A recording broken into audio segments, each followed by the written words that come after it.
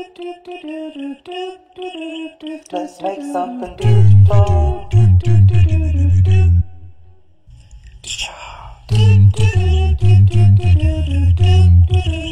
Let's make something beautiful. Hi, my flower family. I'm Don Chestnut with the Atlanta School of Floral Design, and welcome to Let's Make Something Beautiful. This series is something I've wanted to do for quite some time, and it is centered on making a flower arrangement from start to finish without edits, unless I say something really stupid.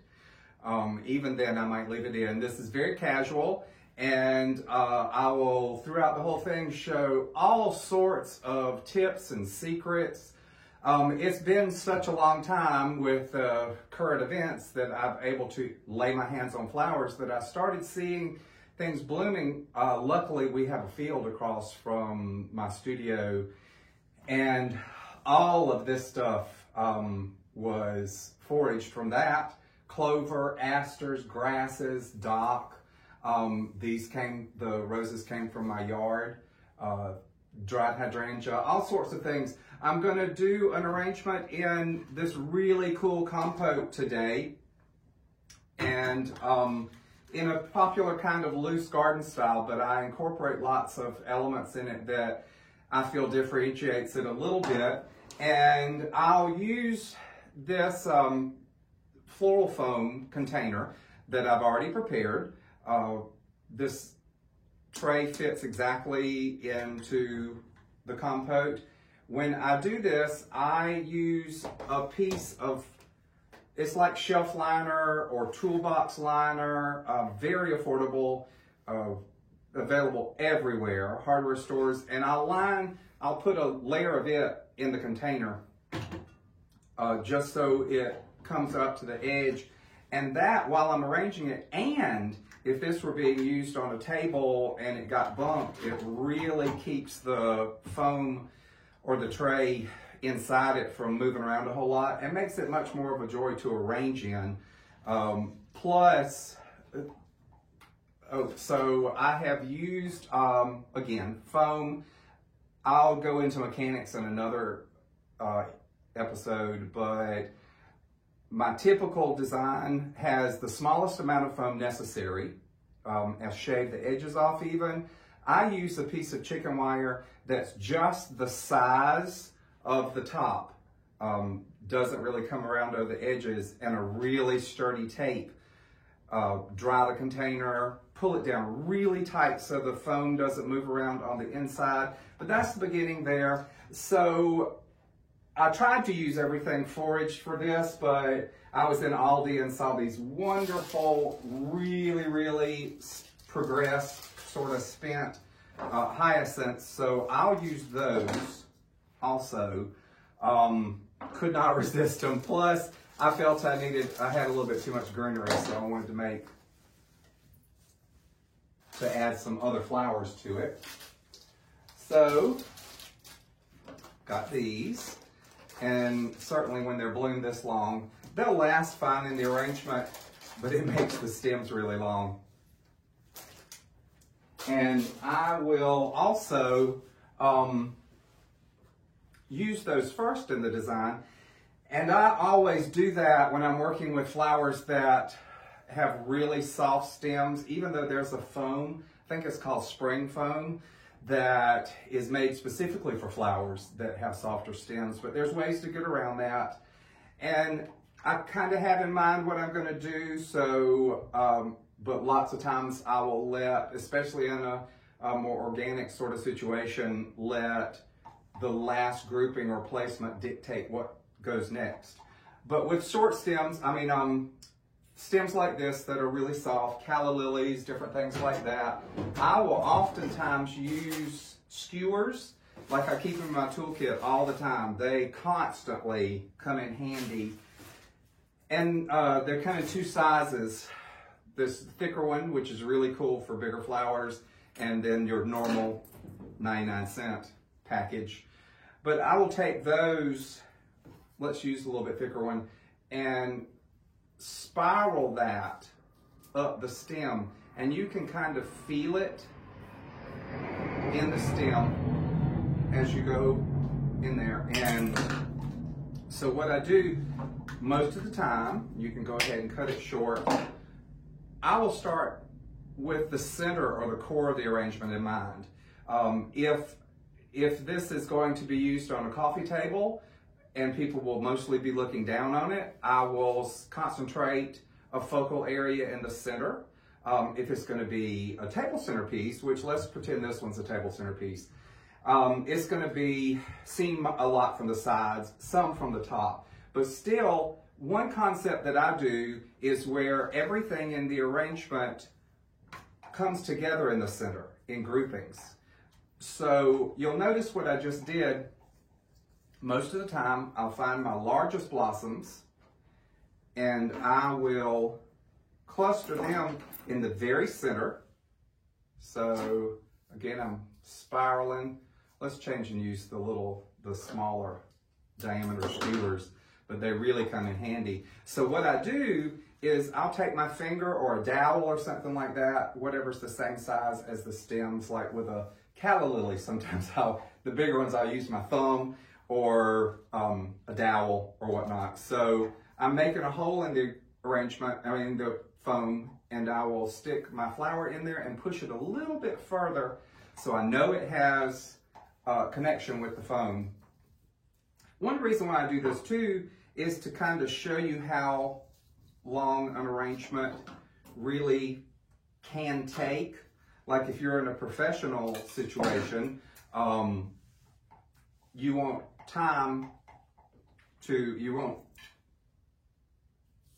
to make the most of your time. And if you've got designers, you really want them to work as quickly as possible.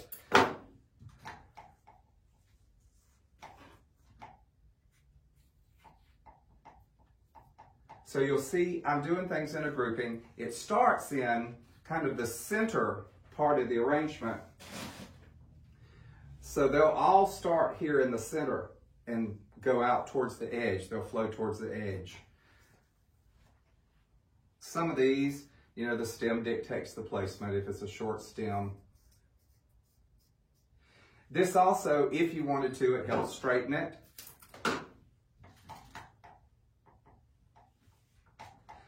Always take into consideration, like the flowers from a centerpiece, draw your eye from the outside, from the viewer, into the center of the arrangement. So groupings certainly, you want to have that in mind when you're doing your groupings.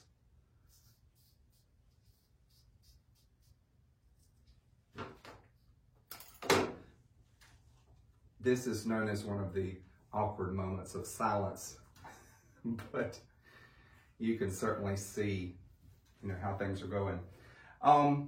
And lots of times, I might save one or two flowers in a grouping so I can do afterwards detailing and help the groupings blend together.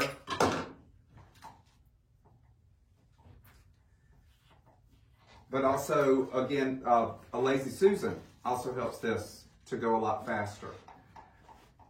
So let's see what we have here. Oh, I'm going to use, I don't know why we didn't think of this ages ago in the industry, but it's so popular to use dryads and silks together, or dryads and fresh rather. And so these are some that, Limelight Hydrangea that I dried, and I used a couple of floral sprays to give them a kind of a two-tone effect. And I just love them. Plus, like during these times when not as many flowers were available, I had things to use to supplement. Also with the dryads, you can get, if you're doing a wedding and event or something in an interior, it's a lot easier to adjust the color with some things that aren't available in fresh flowers, like unusual shades of blue especially, things like that. But I'm going to do this in what I call kind of a mushroom shape. It's like you take the proportions of a half of a ball or a sphere, and if you push it down, those proportions go out. You still have the same amount of proportions, the same amount of space, but it's just now low, and that extra space goes down and out.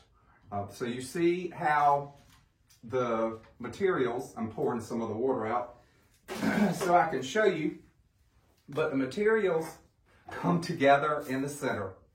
In the more modern groupings, they are very segmented and blocked, but in something a little more open and gardeny, they certainly retain, or they blend together.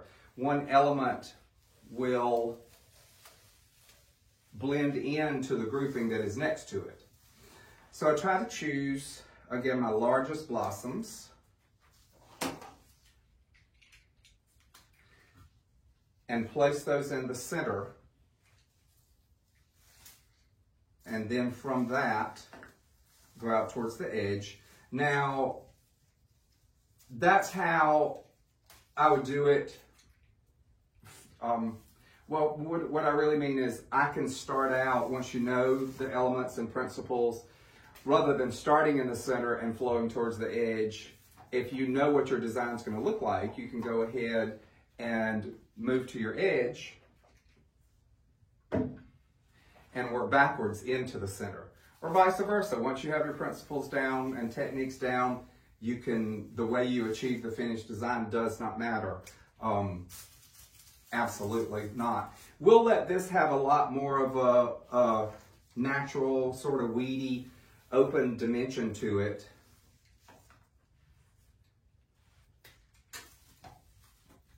As opposed to letting it be really tight. The tighter it is, to me, the more formal the look. So you can still do a garden style arrangement, but just tighten up, not so much airy space between your elements. You can tighten up your elements. Plus, with the popularity of this Victorian look now, a lot of lines, instead of all flowing out from the center, like when you do a radial arrangement, they also come back in what we used to call framing, which is that popular crescent shape style. You have lines coming out, but then they come back into the center. And if you do that together, it actually frames a space.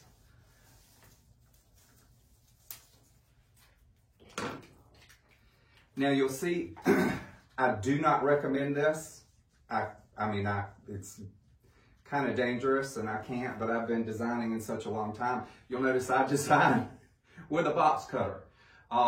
It's always sharp. You can replace the razor blades. When I do this kind, sometimes I'll do the folding kind. This one's retractable, but when I do this kind, I'll take it outside and I'll drag the tip back and forth across the concrete, so at least it is not as sharp. But I love it. Like I said, I cannot recommend that for everybody, but look at that. That's how I know that we're all such flower geeks, because especially even when we're in a flower shop, we see a gorgeous flower and we will run up to anybody that's near and go, "Oh my God, look at this, it's so incredible." So that's how we know we don't have any choice but to do this, to do what we do. Whoop, took a dive. So you see now that I'm starting to get color in there, you really can see how the groupings are happening. That's one thing about these floppy stems. Sometimes when you do this more gardeny type rows, they're hard to replace. Now, totally depends on what kind of look you want. I mean, you can come out like this with that wonderful sort of look. Lots of times on one side of an arrangement, if I go up really high, on the other side of the arrangement, you can come down to kind of visually balance that. Let's keep this one low. The variety of things you could do are just completely infinite. Since we have so many roses and it's such a cool look, We'll put some really deep in the arrangement.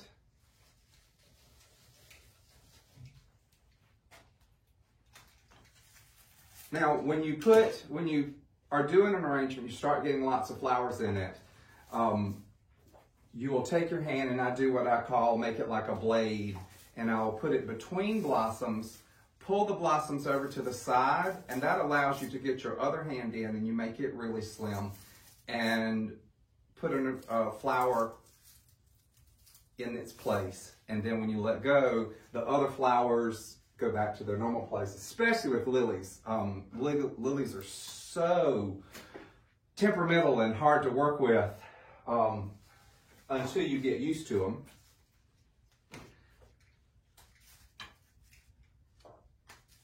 So let's take this grouping of roses and let it go from one side through the center all the way come out to the other side.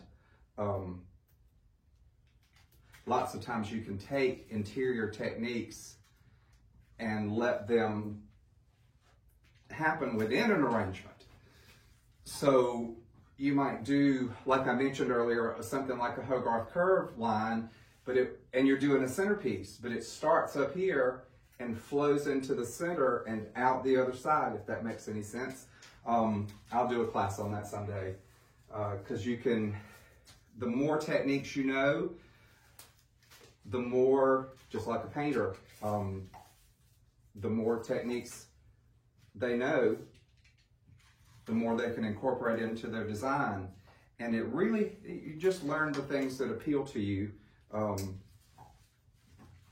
Learn the techniques, the elements, the very important essentials, I call them, and then they become incorporated so much into what you do that your individual style at that point starts coming forth. They fall into the background, all the technical stuff, because this is it's a lot of geometry, a lot of architecture in what we do. Never dreamed I was horrible at all the maths and that sort of thing in school, but I find when they're related to flowers, they make a lot of sense. Funny, huh? So it's good to have, like I don't think about arranging when I do, except when I'm teaching. And like you'll notice, if this part has some open weedy things coming up, this side does not. If the whole entire thing was weedy, which is not a bad thing, that's simply a whole entire different style. If the whole entire thing was one way, there'd be no contrast. I could easily have taken these same flowers and done what we used to call a salt and pepper design, where everything was mixed, just mixed within the arrangement, like you threw salt and pepper on the table and it just was mixed. This is a much more artistic, controlled grouping, and when you do, these are all things that you consider when you do designs. When you do an arrangement that is just salt and peppered, it's a beautiful arrangement, but it doesn't draw as much attention because the flowers lose their individual voice. When you group, you take the very same flowers and you group them, they retain their beauty. I don't care what they are. You see hyacinths, you see the garden roses, you see the hydrangea, the clover, all that sort of thing. So, as I always say, it's not what you got, it's what you do with what you've got. And if you learn the elements and principles and techniques, you can do way more than you ever could before. But I just learned all this stuff because it was my passion and is my passion. Cannot help but do it. And I can't imagine what else I would do. But you never know. This dock, I'll include some footage of this. This is incredible. It has started growing around the studio. And I pick it often. I have some drying right now. I pick it to dry. And it is amazing. I'll talk about more of the wonderful virtues of dock in a drives class. But for now, it is just, look, I mean, if it shows up on camera, and I hope it does, how this green just wakes up this arrangement. Oh, so when I'm doing a design, things like this, you'll want to, that's a lot of stuff going on. You want the stems to go deeply into the floral foam because the outer part of the foam dries out first, and the interior, it is a magical thing, an arrangement like this that stays, the interior stays wet for quite some time, even without any water. So what you want to do is clean, like I did, all of that off so you have a good amount that can go easily into the arrangement, into the depths of the foam. So this would be a good time to show. So if you can see that, this is very specifically grouped here. So I'm going to take a little bit of it, and again, cleaning the stem off. So notice everything is grouped. I'm going to pull it over into the grouping of hyacinths a little bit. So see, I took that piece, see how without it, and see how I did that. So now a more casual, more natural, more garden style arrangement has groupings, elements from groupings next to one another that blend over into it. So now I will take, I saved one of my hyacinths. Oops. Find my little skewer. Ooh, it's a delicate one. So I'll take it and put it over into the grouping of roses. Oh, killed it. So what sometimes I do when the stems are really delicate, I'll take a skewer, put it in there, and I'll take stem wrap and wrap around it. And that gives the stem a nice skin. Then cut it, but still the skewer helps hold it in there. And these are all very subtle little tips and things that you can do to add to your design. And they'll all appeal to, different ones will appeal to different people. That's how you come up with your individual style, and it's not something that you always consciously do. It's just something that happened.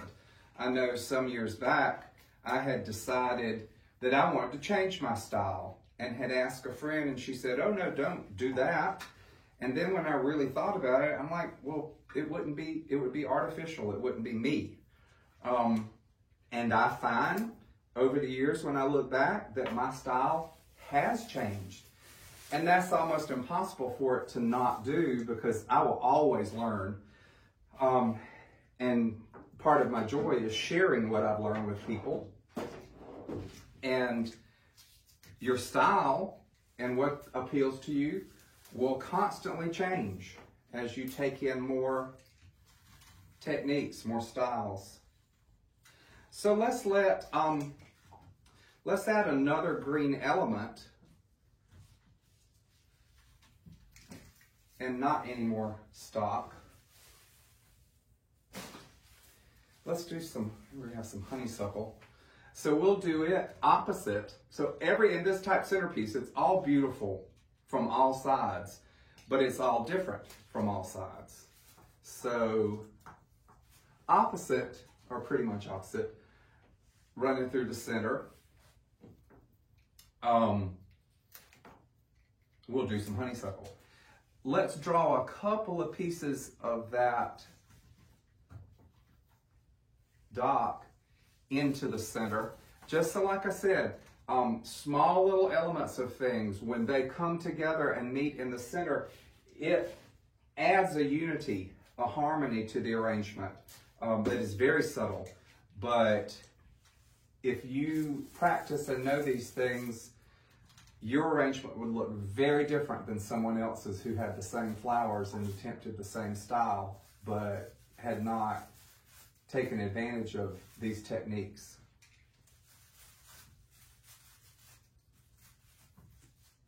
Get in there. it gets challenging once you get a little further. However, I use, in 80% of the stuff that's done in the US, uses the radial style, and that really allows you to, or radial technique, and that really allows you to get more into a smaller space because they all share the space together. And now that's one of the main classes that I teach, and it is an amazing technique to master. People think it's super simple, and there is nothing wrong with being simple. Sometimes the simple and overlooked things are the most important things. Now notice also, I did not green up this arrangement at all in the beginning.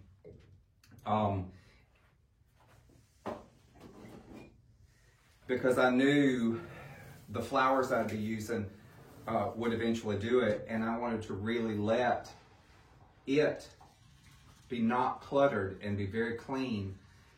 And it's nothing wrong with, like I usually do in the detailing, I'll go afterwards, I'll remove leaves, I'll move leaves around, all that sort of thing.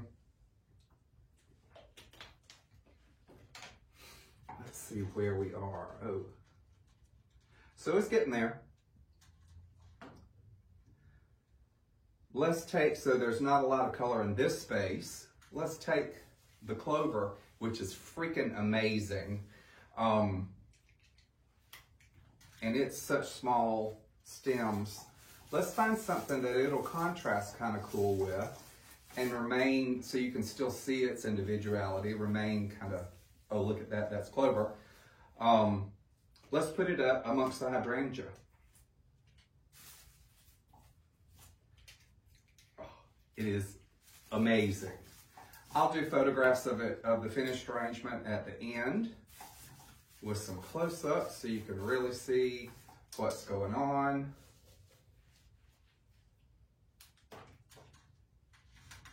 Let you see kind of what's, so let's use again a little bit of it in the center.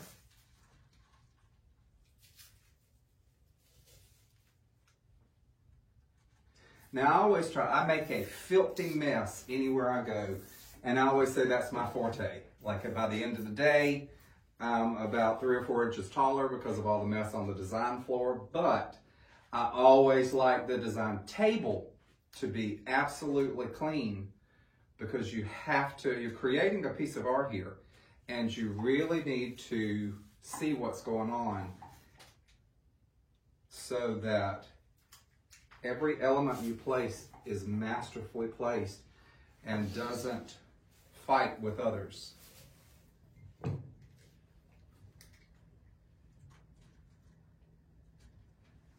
I'm certainly a fan, I don't care of what kind of style you're doing, is kind of just knowing when to stop. Whether the style is minimal or maximal and just as packed with arrangements, it needs to have a cleanness about it and be visually appealing. Unless, I mean, you're doing some kind of art exhibit and you want something to be disconcerting. You know, you have total control over your product, your elements. Now I'm taking some of these and I'm putting them way deep inside. So again, I'm taking my hand, moving things away. This draws your eye down into the arrangement. Now this is taking a little bit longer than it normally would because I'm describing things.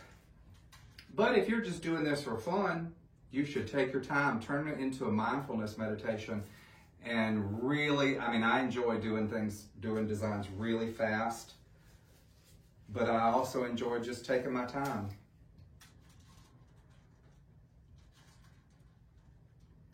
So now it's getting to the point where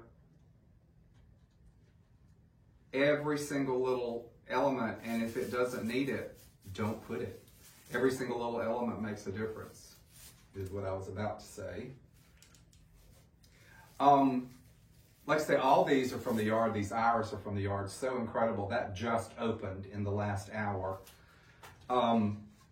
You also have to, as a designer, all right, see how, all right, all here, everywhere is color, color, And then where I put the honeysuckle is not as exciting as the rest of the arrangement. Let's put the iris there. Now know though that iris don't last long. They're gonna fade and they're gonna completely wither in probably a day. And when flowers are in bud, you have to, as a designer, imagine what they're going to do in a day or two and plan for that.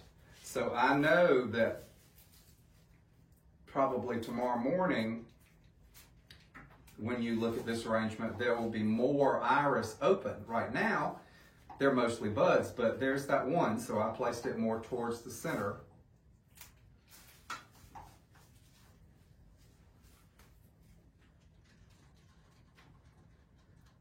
Let's take another one of these clover and put it down into the center. Yeah. Oop, got covered up.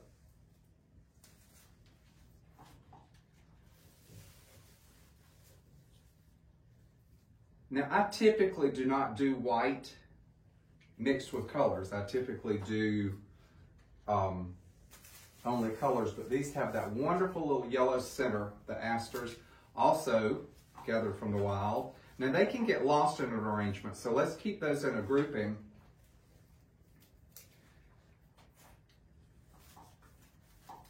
And this side of the arrangement, again, needs a little more love. The honeysuckle foliage is being a little bit of pain. Now, I want to keep the asters more controlled, or they're going to make the arrangement look really weedy, and that's just not what I see for this particular design.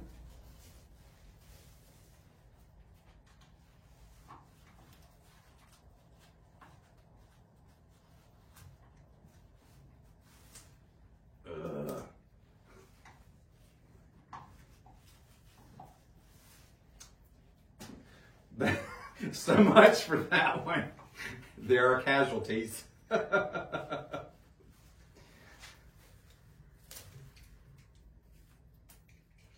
let these rise up just a little bit above on this side. And you'll notice, since I've started a few of the lines going out and then back in, I'll even do that. See how that aster curves back in towards the center.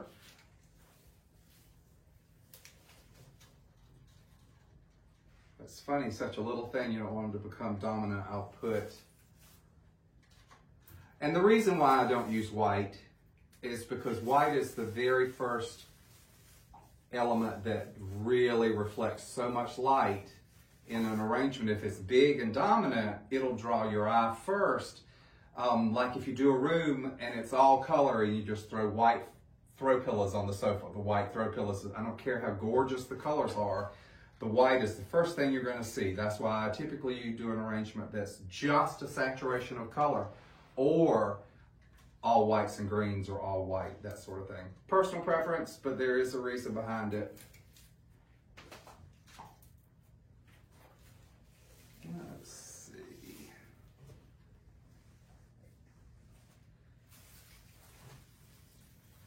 Get rid of more and more so we can see our arrangement. Looking pretty cool, huh? I hope you like it. This element underneath the hydrangea looks like it needs something fun. Let's do, again, also these grasses were harvested as well. So cool. But let's keep all of the elements of that together. Oh, this reminds me, in fact, I'll do it and show you how to do it. When you've got lots of small stemmed elements,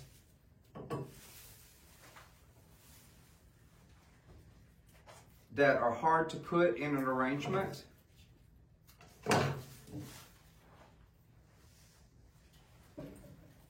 you can bundle them together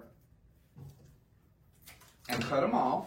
So I bundled those together and take like a number 24 wire and put a little bit of it right next to it and wrap back and go down towards the end.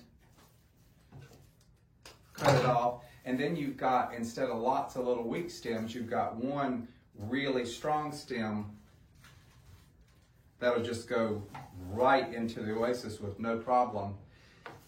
And that works well with dried flowers as well.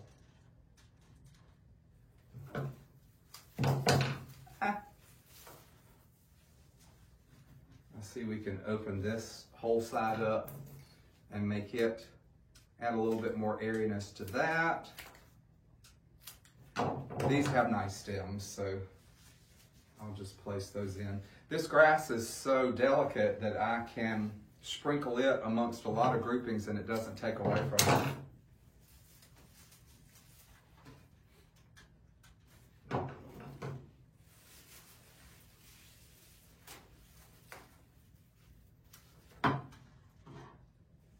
Now, if you're doing this for a wedding and event and you have to do 20 of them, keep in mind there are a ton of insertions in this. There's actually not a ton of blossoms, but there is a ton of insertions, and that's going to make it last longer or take longer to make.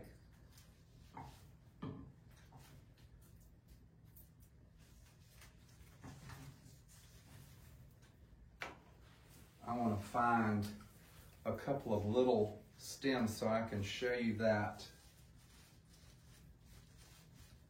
bundling technique again. Let's see.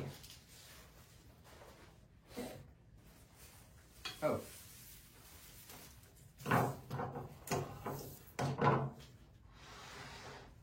So, little thin wire, number 24, number 28,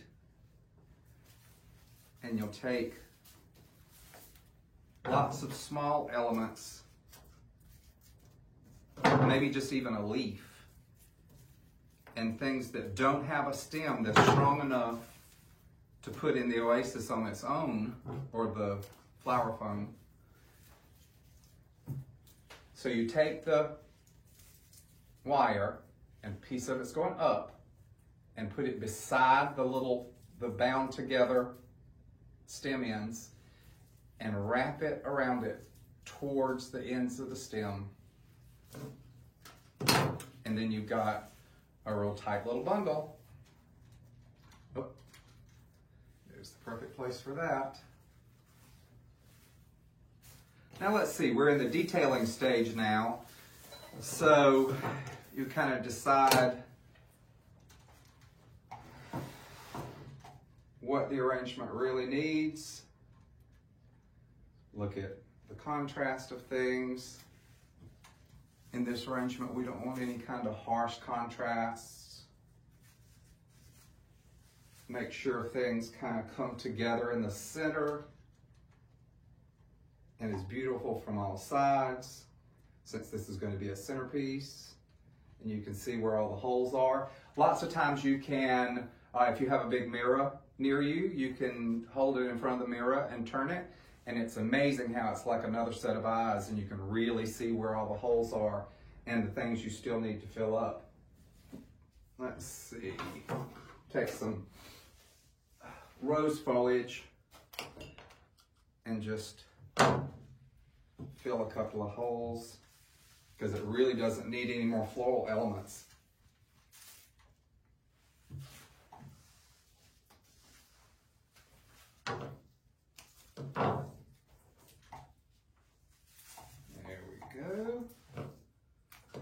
So I think we're coming to the end. I hope you enjoyed that. And if you have any questions, you can leave it in the comments. We are just starting to really work on the design website. So visit the Atlanta School of Floral Design and my YouTube channel under Don M. Chestnut to find lots and lots more. And I certainly hope you enjoyed it as much as I have enjoyed bringing these ideas to you and bringing these ideas to life. And I always say, no matter where you are, out of whatever's around you, make something beautiful. Let's make something beautiful.